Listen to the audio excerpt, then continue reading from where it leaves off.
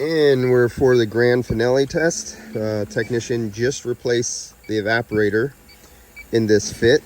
And if we remember last time when I did the same test, we were going over 5-6 parts per million of refrigerant coming out of the dash. Now there's a brand new evaporator.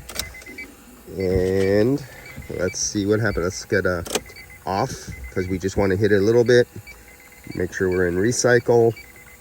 And we're on, but we're still off here. We just want to get a little air blowing to see how this goes. There we go. Got it on one. That was it. Nothing. Get it on one again. Nothing. We are now clean. No more refrigerant coming out of the dash. And good news for the technician. That means he also didn't pinch an O-ring or do anything like that too. Plus a brand new OEM evaporator.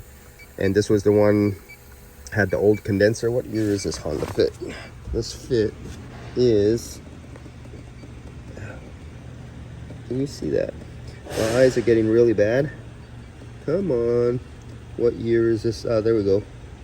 2011? 2012. 2012 Honda Fit. Now has a new evaporator, a new condenser. He'll be good for probably another good 10 years. All right. Good. 0-0. It's all we should ever see.